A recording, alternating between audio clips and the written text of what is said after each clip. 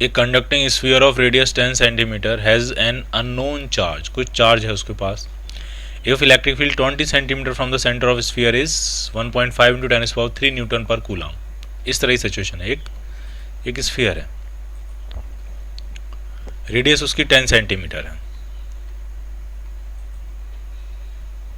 और उस पर कुछ अननोन चार्ज है, चार्ज पता नहीं, कुछ अननोन चार्ज है, मान लिया पॉजिटिव चार्ज है। नहीं, इलेक्ट्रिक फील्ड जो है इनवर्ड्स पॉइंट कर रहा है, तो चार्ज उस पर कैसा होगा, नेगेटिव चार्ज होगा। एक नेगेटिव चार्ज है उस पर कुछ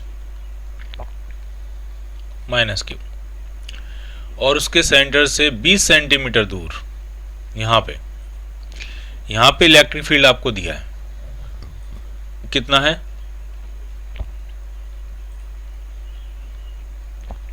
3 न्यूटन पर कूलम, और है कहाँ वो, इनवर्स। इसलिए क्यों है इनवर्स, क्योंकि स्फीयर पे चार्ज कैसा है, नेगेटिव। तो नेट चार्ज पूछ रहे हैं स्फीयर पे होगा कितना। तो अगर हम किसी स्फीयर के बाहर हैं तो वो स्फीयर ऐसे बिहेव करता है जैसे कि पॉइंट चार्ज हो और कहाँ कंसंट्रेट हो, उसके सेंटर पे।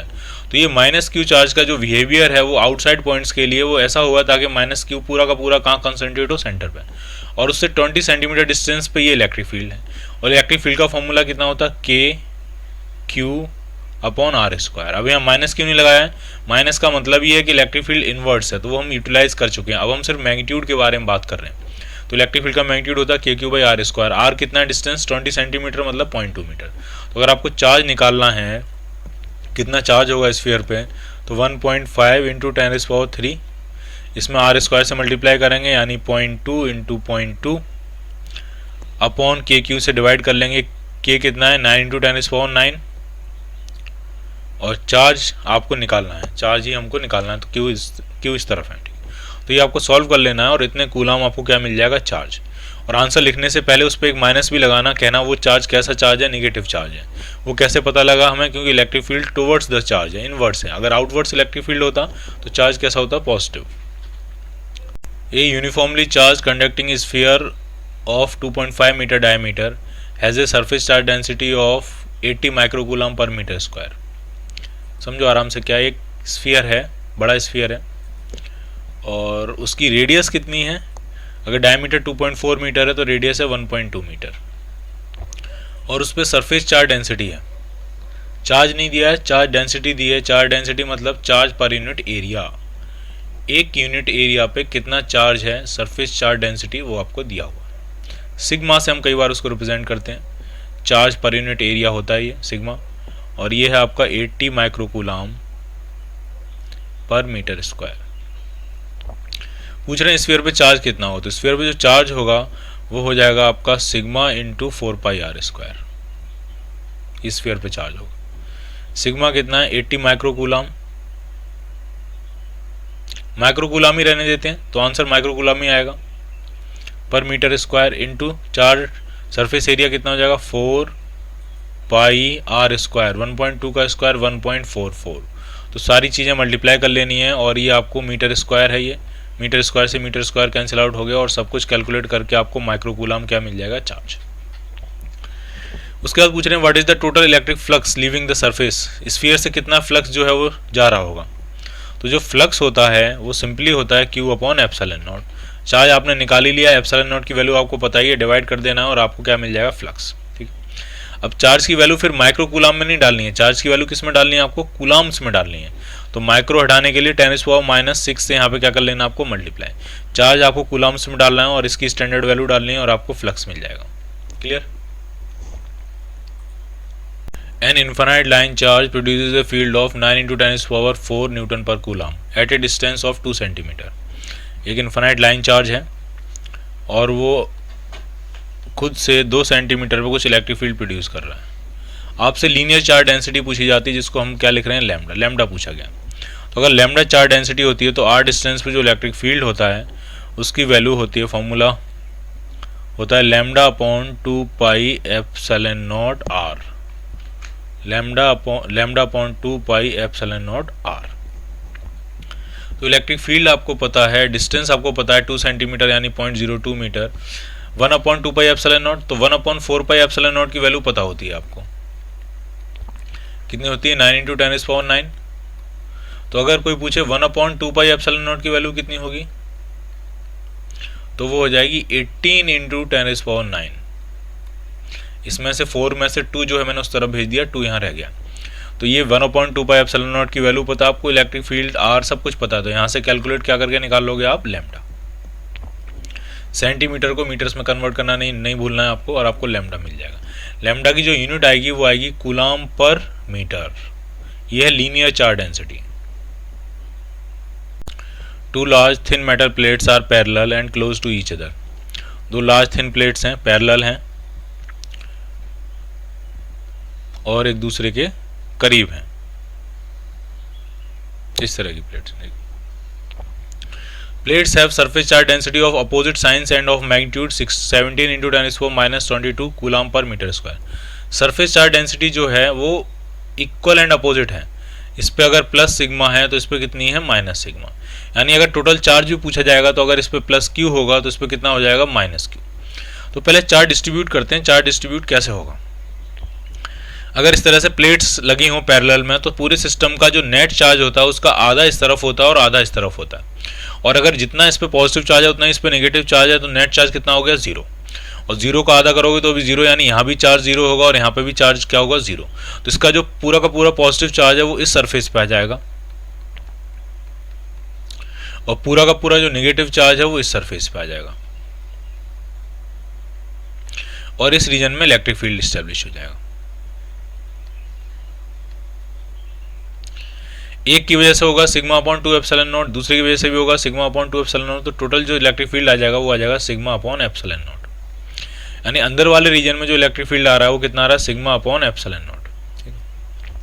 अब अगर आउटर रीजन में यहाँ देखें इलेक्ट्रिक फील्ड कितना होगा, तो इस पॉजिटिव की वजह से मान लिया बाहर की तरफ होगा, बाहर की तरफ ही होता है पॉजिटिव की वजह से, अवे फ्रॉम द चार्ज, कितना होगा, σ/2 एप्सिलॉन नॉट। ये उसका मैग्नीट्यूड होगा। तो ये जो नेगेटिव चार्ज डेंसिटी है इसकी वजह से अंदर की तरफ होगा और वो भी कितना होगा, σ/2 एप्सिलॉन नॉट। तो नेट कितना हो जाएगा, 0। ठीक, इसी तरह से इस यहाँ पे अगर हम देखें तो इस नेगेटिव की वजह से टुवर्ड्स द चार्ज होगा σ/2 एप्सिलॉन नॉट, और पॉजिटिव की वजह से अवे फ्रॉम द चार्ज होगा σ/2 एप्सिलॉन नॉट। तो नेट कितना हो जाएगा, 0। लेकिन अंदर जो है वो σ/2 एप्सिलॉन नॉट और σ/2 एप्सिलॉन नॉट एक ही डायरेक्शन में, तो जुड़ के σ/एप्सिलॉन नॉट हो गया। तो पूछ रहे हैं आपसे कहाँ इलेक्ट्रिक फील्ड पूछ रहे हैं, outer region of the first plate 0, outer region of the second plate 0, between the plates, तो बिटवीन द प्लेट्स हो गया आपका σ/एप्सिलॉन नॉट। सिग्मा है, एप्सिलॉन नॉट है, सारी वैल्यूज हैं, वैल्यू पुट करो आपको आंसर मिलेगा। Clear. An oil drop of 12 excess electrons is held stationary under a constant electric field of 2.55 × 10⁻⁴ newton per coulomb in a Millikan oil drop experiment. आराम समझना हो क्या रहा है यहाँ एक ऑयल ड्रॉप है, थोड़ी बड़ी बना लेते हैं ताकि आपको साफ दिखे, और उस पर 12 एक्सिस इलेक्ट्रॉन्स है, यानी उस पर जो चार्ज है वो आपको पता है, नेगेटिव चार्ज है वो आपको पता है कितना चार्ज है, तो Q = -12e। इलेक्ट्रॉन का चार्ज कितना होता है, 1.6 × 10⁻⁻19 कूलम, इतना चार्ज है उस पर। और इलेक्ट्रिक फील्ड में उसको रोक के रखा गया, तो डेफिनेटली इलेक्ट्रिक फील्ड जो होगा वो नीचे की तरफ होना चाहिए। इलेक्ट्रिक फील्ड अगर नीचे की तरफ होगा तो इलेक्ट्रिक फोर्स, नेगेटिव चार्ज वो ऊपर की तरफ लगता है, इलेक्ट्रिक फोर्स, और नीचे लग रहा होगा उसका वेट mg, और रोक के रखा गया, इसका सीधा सा मतलब है कि वेट mg जो है वो इलेक्ट्रिक फोर्स से बैलेंस हो रहा होगा, और इलेक्ट्रिक फोर्स होता है, इलेक्ट्रिक फोर्स का जो मैग्नीट्यूड होता है वो होता है QE। मैंने Q की जगह कोई नेगेटिव साइन नहीं डाला है क्योंकि उसने सिर्फ डायरेक्शन डिसाइड करी है कि नेगेटिव अगर चार्ज है और नीचे की तरफ इलेक्ट्रिक फील्ड है तो इलेक्ट्रिक फोर्स कहाँ लगेगा, ऊपर की तरफ। अब हम खेल रहे हैं सिर्फ मैग्नीट्यूड्स में, तो इलेक्ट्रिक फोर्स का जो मैग्नीट्यूड है और जो वेट का मैग्नीट्यूड है ये दोनों एक दूसरे के बराबर होने चाहिए, तभी वो एक दूसरे को बैलेंस कर पाएंगे। मास कितना हो जाएगा, मास हो जाएगा वॉल्यूम इंटू डेंसिटी। वॉल्यूम कितना होगा, वॉल्यूम होगा 4/3 πr3, स्फीयर का वॉल्यूम 4/3 πr3 होता है, into density of oil into G = Q × E। तो आप देखो इसमें आपके पास क्या क्या है, आपके पास इलेक्ट्रिक फील्ड है, बिल्कुल है, आपके पास चार्ज है, बिल्कुल है, ग्रेविटी की वैल्यू पता है, डेंसिटी है आपके पास। तो इसमें बचा क्या है, इसमें बचा है सिर्फ रेडियस निकालना। तो इसमें कैलकुलेशन है वो खुद से आपको करनी है, ठीक है। पहले r³ निकालो, सब कुछ उधर ले जाके, और फिर क्यूब रूट करके क्या निकालना पड़ेगा आपको, r फाइंड करना पड़ेगा।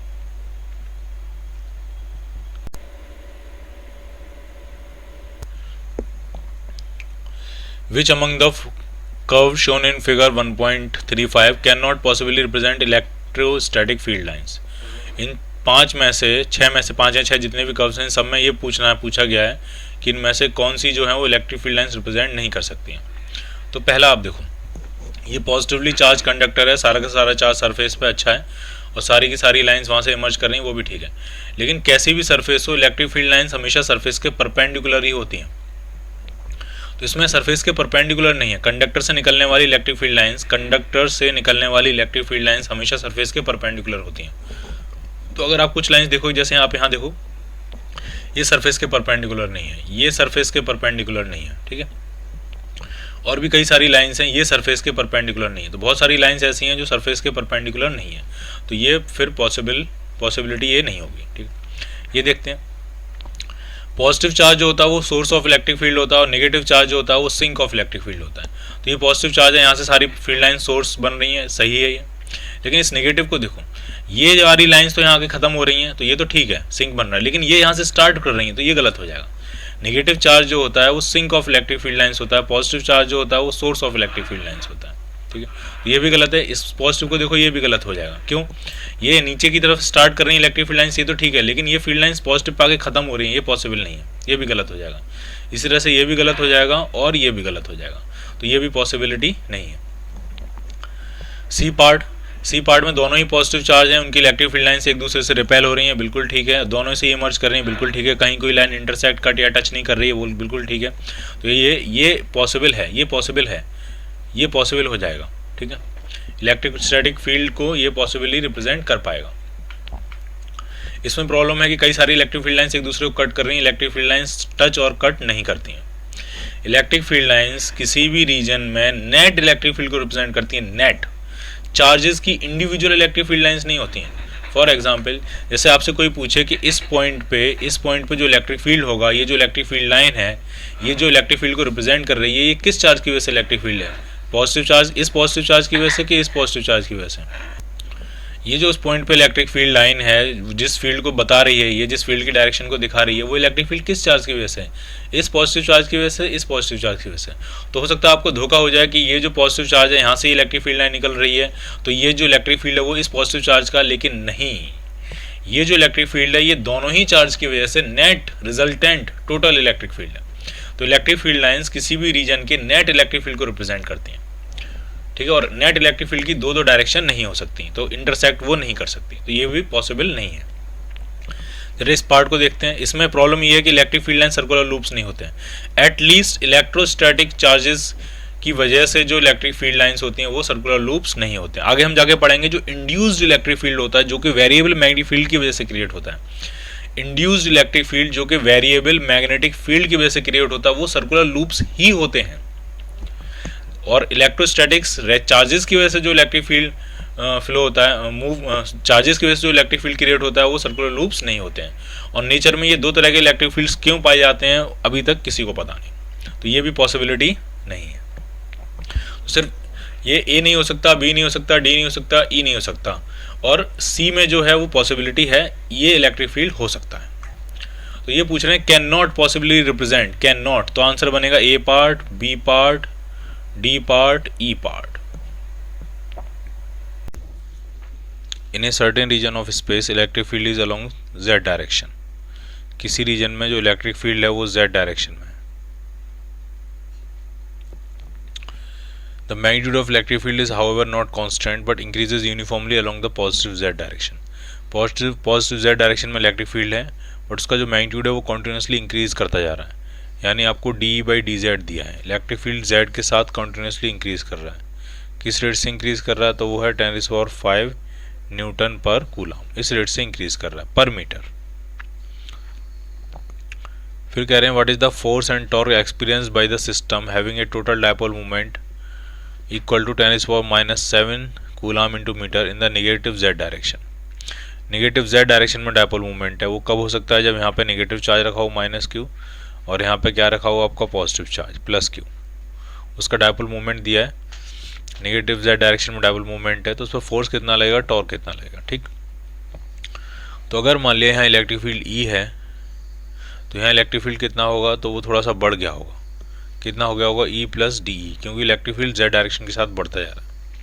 इनके बीच का डिस्टेंस हम मान लेते हैं डी जेड, स्मॉल डिस्टेंस होता है तो उसको हम क्या मान लेते हैं डी जेड। इस पॉजिटिव पे फोर्स, और ये इलेक्ट्रिक फील्ड है कहाँ, जेड डायरेक्शन की तरफ इलेक्ट्रिक फील्ड है, तो पॉजिटिव पे जो फोर्स लगता है वो तो इलेक्ट्रिक फील्ड की डायरेक्शन में लगता है, और नेगेटिव पे जो फोर्स लगेगा वो इलेक्ट्रिक फील्ड के अपोजिट लगेगा।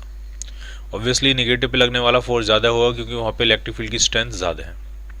तो जो नेट फोर्स आएगा, नेट फोर्स वो इनको माइनस करके आएगा, इस नेगेटिव वाले फोर्स में से पॉजिटिव वाले फोर्स को माइनस कर देंगे।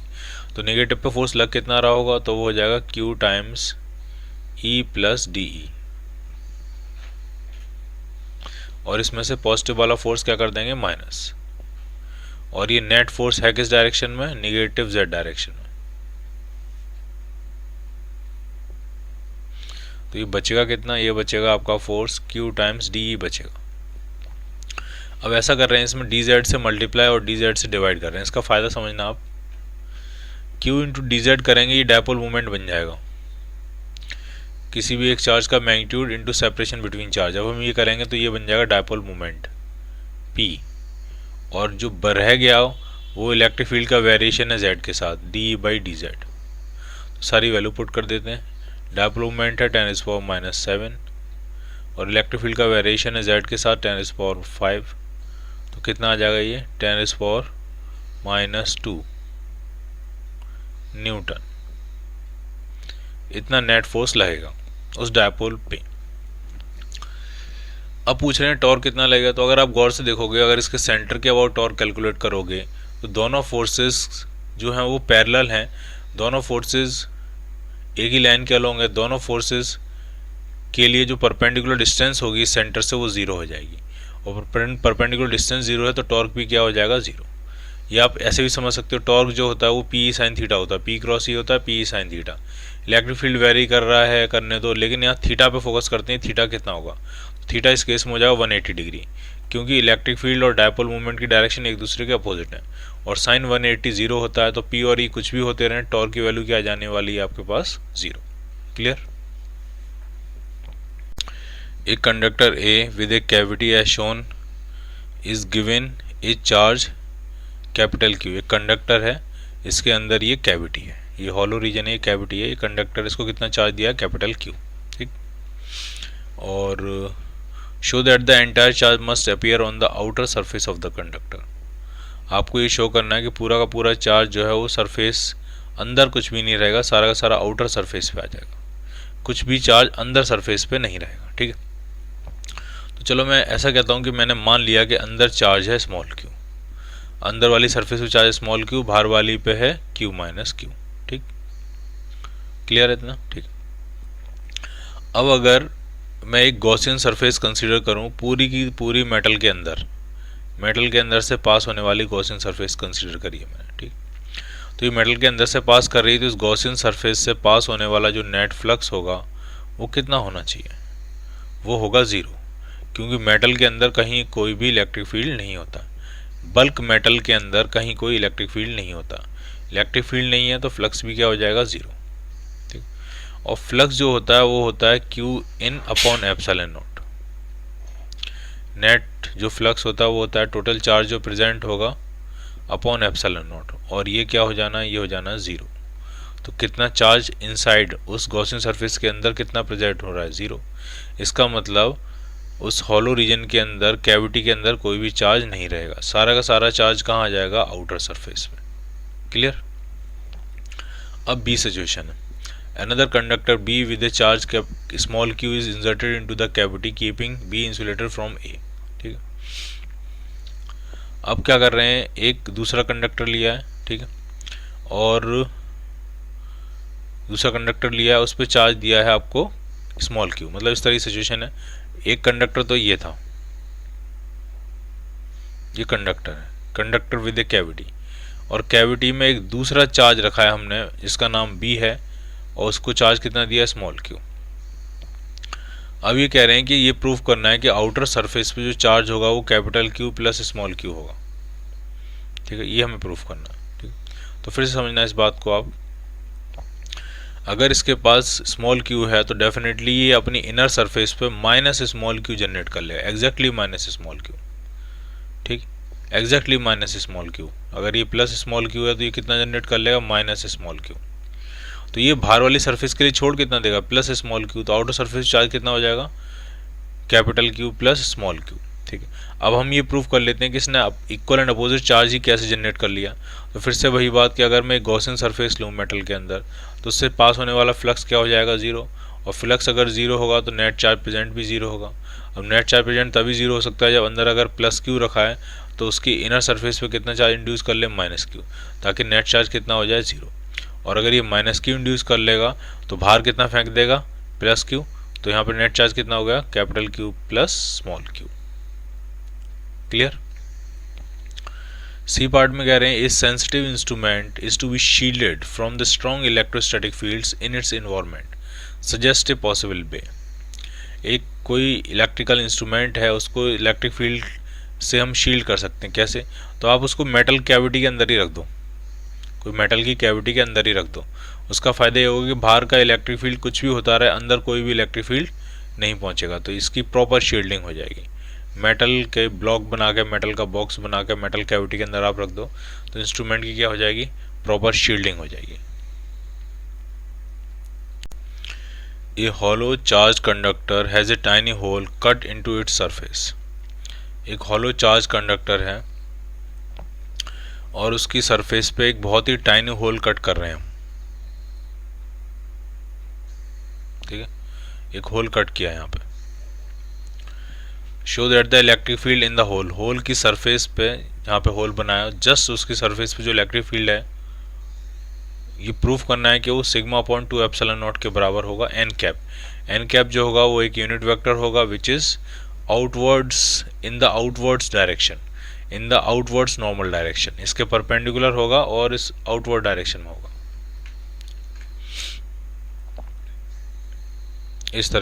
इस तरह से वो वेक्टर होगा एन कैप। ठीक,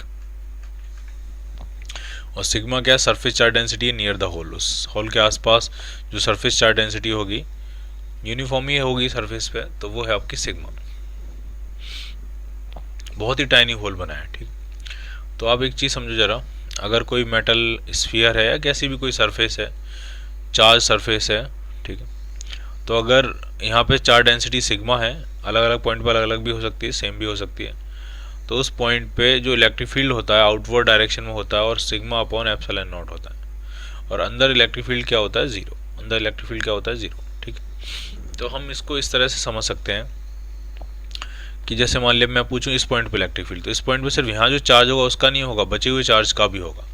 तो किसी भी सिंगल सरफेस चार्ज डेंसिटी है, कोई भी सिंगल सरफेस है, सिग्मा चार्ज डेंसिटी है, तो उसकी वजह से जो इलेक्ट्रिक फील्ड होता है वो होता है सिग्मा अपॉन 2 एप्सिलॉन नॉट। एक तरफ इधर भी होगा और सिग्मा अपॉन 2 एप्सिलॉन नॉट इस तरफ भी होगा, सिग्मा अपॉन 2 एप्सिलॉन। ठीक, क्लियर है ये। ठीक है, अब जरा समझना। लेकिन अगर हम यहाँ पे निकालें सरफेस पे तो वो आता है सिग्मा बाई एप्सिलॉन। तो होता क्या है कि इस जैसे मान लीजिए सरफेस है तो इसकी वजह से इधर भी होगा और इसकी वजह से इधर भी होगा। ठीक है, दोनों तरफ क्या होगा, सिग्मा अपॉन 2 एप्सिलॉन नॉट, और इधर भी क्या होगा आपका, सिग्मा अपॉन 2 एप्सिलॉन नॉट। लेकिन अंदर अगर जीरो हो रहा है तो इसका मतलब बचे हुए रीजन की वजह से यहाँ पे इलेक्ट्रिक फील्ड इस तरफ होगा और यहाँ पे इस तरफ होगा। अगर अंदर जीरो होना है तो बचे हुए रीजन की वजह से, बचे हुए चार्ज डेंसिटी की वजह से electric field sigma upon 2 epsilon not होगा, बट अपोजिट होगा। तो ये दोनों आपस में क्या हो जाएंगे, कैंसिल आउट हो जाएंगे। और ये इधर हो जाएगा तो ये दोनों ऐड हो जाएंगे। तो ऐड होके ये क्या बना देंगे, sigma upon 2 plus sigma upon 2 epsilon not add होके बना देंगे सिग्मा अपॉन एप्सिलॉन नॉट। ठीक है, तो ये आपको समझ में आना चाहिए। तो अगर ये स्फीयर पूरा कंप्लीट होता तो बाहर सरफेस पे इलेक्ट्रिक फील्ड कितना हो जाता, सिग्मा अपॉन एप्सिलॉन नॉट। और इसमें दो हिस्से होते हैं, सिग्मा अपॉन 2 एप्सिलॉन नॉट आया होता इस चार्ज डेंसिटी की वजह से, और सिग्मा अपॉन 2 एप्सिलॉन नॉट आया होता बचे हुए रिमेनिंग चार्ज की वजह से। और अंदर इलेक्ट्रिक फील्ड क्या हो जाता, जीरो। अंदर इलेक्ट्रिक फील्ड क्या हो जाता, जीरो। ठीक, अब अगर आपने ये हॉलो हिस्सा यहाँ से निकाल दिया तो sigma upon 2 epsilon not, sigma upon 2 epsilon not में एक तो खत्म हो जाएगा, तो बचेगा कितना, सिग्मा अपॉन 2 एप्सिलॉन नॉट।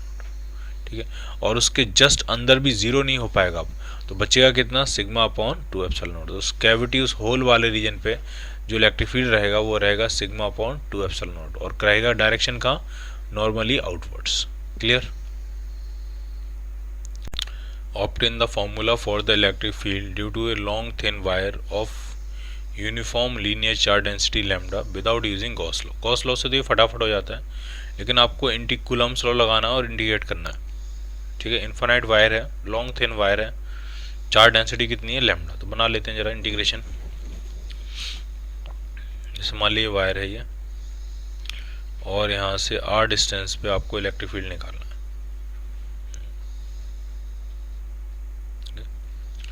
तो हम क्या कर रहे हैं, हम इस पॉइंट से x डिस्टेंस पे एक वेरी स्मॉल एलिमेंट कट कर रहे हैं जिसकी विड्थ होगी dx. x डिस्टेंस पे एक वेरी स्मॉल एलिमेंट कंसीडर किया है जिसकी विड्थ कितनी है dx, और इस एलिमेंट की वजह से इस पॉइंट पे इलेक्ट्रिक फील्ड निकाल रहे हैं. तो ये बनेगा पोजीशन वेक्टर.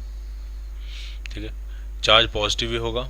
चार्ज कैसा होगा, ये पॉजिटिव भी होगा. इस एंगल को थीटा मान लेते हैं. ये आपका सेंस ध्यान रखना है आपको, एंटी क्लॉकवाइज क्लॉकवाइज सेंस में थीटा. यहाँ पे जो चार्ज होगा इसका नाम हम सकते हैं dq. dq जो बनेगा वो मिलेगा लैम्डा dx, क्योंकि पूरे वायर की जो चार्ज डेंसिटी है वो क्या है, वो है लैम्डा. dq कितना है, लैम्डा dx. और इसकी वजह से इलेक्ट्रिक फील्ड कहाँ होगा, पॉजिटिव चार्ज की वजह से electric field away from the charge होता है, तो वो इस डायरेक्शन में होगा. और इस इलेक्ट्रिक फील्ड होगा कितना, तो नाम इसको कह सकते हैं DE. DE की वैल्यू कितनी होगी, K dq अपॉन डिस्टेंस का स्क्वायर. तो ये बनेगा r square plus x square. तो नेट इलेक्ट्रिक फील्ड जो होगा वो E का इंटीग्रेशन नहीं आएगा. E का ये एंगल थीटा, तो E का इधर कंपोनेंट हो जाएगा DE cos थीटा, और इधर क्या हो जाएगा DE साइन थीटा. तो DE साइन थीटा को जब आप इंटीग्रेट करोगे तो वो जीरो हो जाना चाहिए, क्योंकि जैसा वायर ऊपर है वैसे ही वायर नीचे होगा. तो इसका इलेक्ट्रिक फील्ड इस तरफ है तो इसका इलेक्ट्रिक फील्ड इस तरफ हो जाएगा. तो DE साइन थीटा आपस में कैंसिल आउट हो जाएंगे. तो जो बचेगा वो क्या बचेगा, DE cos थीटा. तो नेट जो इलेक्ट्रिक फील्ड आने वाला है E नेट, वो आएगा integration DE cos theta. Limits कहाँ तक आए, कहाँ से कहाँ तक, तो -π/2 से +π/2, -π/2 से +π/2, क्योंकि थीटा आपका यहाँ से शुरू हुआ है इस लाइन से. तो अगर आप ऊपर तक π/2 जाओगे तो नीचे भी तो π/2 आना. तो -π/2 से +π/2. सारी वैल्यू पुट करते हैं, इंटीग्रेट कर लेते हैं. D कितना है, K. dq कितना है, lambda dx upon r square plus x square into cos theta. ठीक है, into cos theta. Cos theta क्या बन जाएगा, कॉस थीटा जो बनेगा वो बनेगा r upon under root of r square plus x square. ठीक है, ये है आपका k q dq upon r square plus x square into cos theta. अब इसको इंटीग्रेट करना. अब प्रॉब्लम इसमें ये है कि इंटीग्रेशन तो आपने बनाया x का और लिमिट डाल रहे हो थीटा की, तो x और थीटा में रिलेशन कनेक्ट करते हैं. तो x जो है वो r tan थीटा है. जरा इसको डिफरेंशिएट कर देते हैं. तो dx जो आ जाएगा r tan थीटा का होता है sec square theta into D theta. ठीक, अब हम जरा रिप्लेस कर सकते हैं. तो जरा रिप्लेस करने की सोचते हैं, करते हैं जरा रिप्लेस.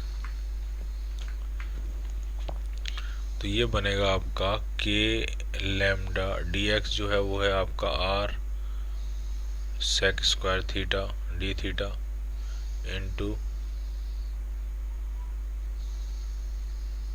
या upon r square plus x square करेंगे तो r square tan square theta into cos theta लिख लेते हैं, क्योंकि वो कैंसिल होने वाला है. तो एक कॉस थीटा और एक सेक थीटा क्या हो जाएगा, कैंसिल आउट हो जाएगा. यहाँ से r स्क्वायर कॉमन आ जाएगा, तो एक r से एक r कैंसिल आउट हो जाएगा. तो यह आ जाएगा k लैम्डा अपॉन r, और जो बच रहा है ऊपर बच रहा है सेक थीटा डी थीटा, और नीचे जो बच रहा है वो बच रहा है 1 प्लस साइन स्क्वायर थीटा. वो खुद क्या होता है, वो खुद होता है सेक स्क्वायर थीटा. तो एक सेक से फिर से सेक कट गया और सेक ऊपर जाके कॉस बन जाएगा. तो ये आपका आ जाएगा k lambda upon r integration cos theta d theta. Limits -π/2 से π/2। तो cos थीटा का जो इंटीग्रेशन हुआ वो हुआ sin थीटा, और लिमिट्स डालेंगे तो यह जाएगा k λ/r। sin π/2 होता है 1 माइनस साइन -π/2 होता है -1, तो ये आपका आ जाएगा 2k λ/r। के की वैल्यू पुट कर दोगे आपको इलेक्ट्रिक फील्ड मिल जाएगा λ/2πε0r। तो ये आ गया आपका इलेक्ट्रिक फील्ड। क्लियर? तो इंटीग्रेशन देखना है, उसमें कन्वर्जन कैसे है वो सारी चीज़ें आपको देखनी है।